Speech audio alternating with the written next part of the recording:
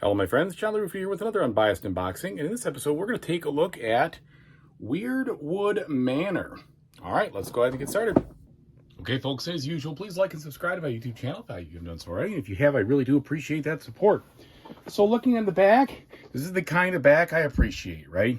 You see all the coolness all displayed there, and they put some information, and they had their room for their story and everything, but you can see the game, which is great.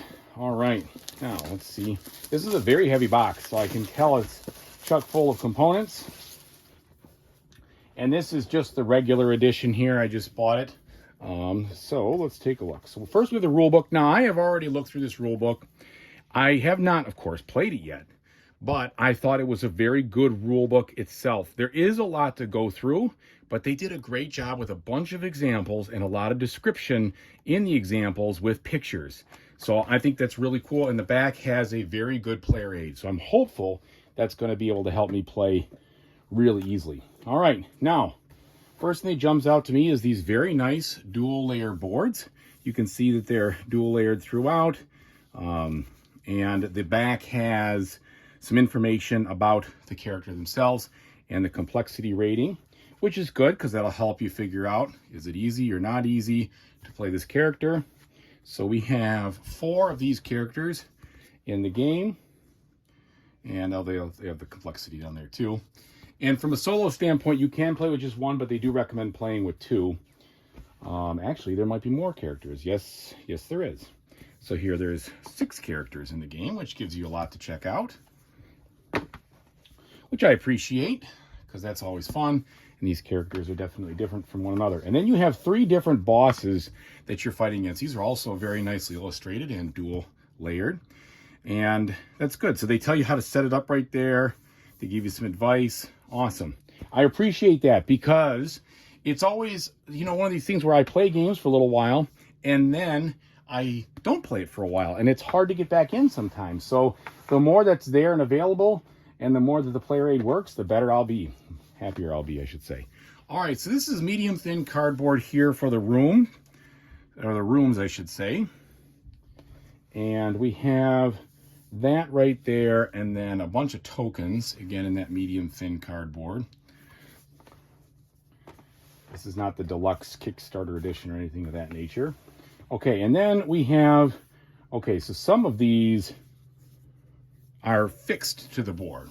Okay, this is a dual layer board here. So these rooms are fixed.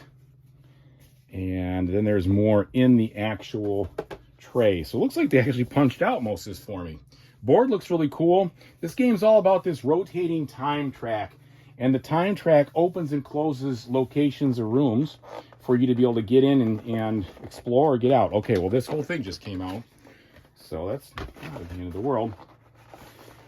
Well, that is very nice. They've already punched everything for the most part. I can figure out why I can't get it open. All right. So we have one of the time tracks in the center. It's all fully assembled and can move around. Looks good. And then we have these outer ones. And these have the number of days on them. This game was played in 12 days or 12 rounds. All right, interesting. So yeah, all of my tiles here are punched. I wonder if those are, maybe there's some Kickstarters or I don't know what they are. But you have all these nicely done tiles with different rooms and the illustrations are fine. You can easily read what they do. And it's all put into this organizer, which I do appreciate. I love functional displays. Now my only hope is that when I sleeve these cards, and I will, they still fit in here. And it looks like it, well, we'll see. I think it'll fit because I use cheap sleeves, so we should be okay, I think, in that manner. There's enough room in there, so that'll probably be all right. All right, let's take a look at the card quality and the cards themselves. Okay, just open this up. I do not want to scratch the cards. There we go. All right. Now, the cards themselves, quality is decent. They have a texture on them. I would say that if you are a sleever, you're going to sleeve them. If not, it's 50-50. Okay, so we definitely see a bunch of nice illustrations. The cards are pretty functional. I know there's a mechanic where you put them together, and if the symbols match, you get bonuses. So we have a bunch of different cards for the different people, for their different decks. Okay, so a lot of those in here. And then we have these, which are the companions, I believe, and maybe some player aids. Let's see what that is. Looks like a little player aid. I don't love the shrink wrap of the cards, only because sometimes they end up warping, but let's just hope that's not the case here. It doesn't seem like it's real warped and such as I'm trying to get this open. Again, try not to scratch the cards. There we go. All right. So, same deal, same card quality. These, again, are the companions here that you can get throughout the game, which give you abilities, and they give you places to play more cards, etc.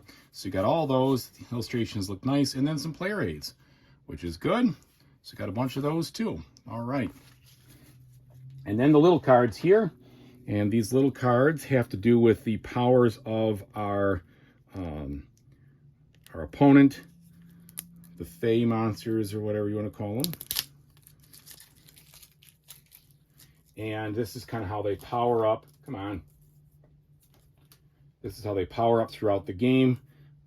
And I've only read the rules for the basic one, or not, shouldn't say the basic one, but the one they suggest to play with first. And seems pretty straightforward. Seems like as you go, things will come out. They'll get different power cards and things get stronger. So as they get, madder, there's more dice they roll and more hits they take, etc. But that was just this guy. I don't know. Well, it seems like they have the same striation over here with those different phases. So, all right. So we have those, and then you have this deck of Warden Tactic cards, which enhance the things that your player can do. Like I think you could play them, and you play them on top of your existing card when you play it down on your turn, and that gives you even more stuff to have happen. Now let me just see. I don't know if this whole thing. Yeah, there's still some monster cards in here. So we have a whole bunch of these Warden Tactic cards, which again they have wild symbols, and then they do something to help out your card play, which is cool. And then we have some more of these enemy cards here. All right, I think we looked through just about everything in the regards to these rooms and such. They do look very nice. They all look like a manor, and they're more functional than anything, but it's a top-down room. Then we have a bunch of cubes in standard fashion, some standees, and some bags, and then all the dice, which are custom dice in this game. They all depend, like the black are more defense dice, the red are more attack dice, and then the blue is balanced. And then these dice are different things for other functions of the game. So there we have it. Thanks so much for watching, everybody. I really appreciate it. And whatever you do in the future, you really know, you ought to know by now, that I really hope you have a fantastic time doing it. Take it easy.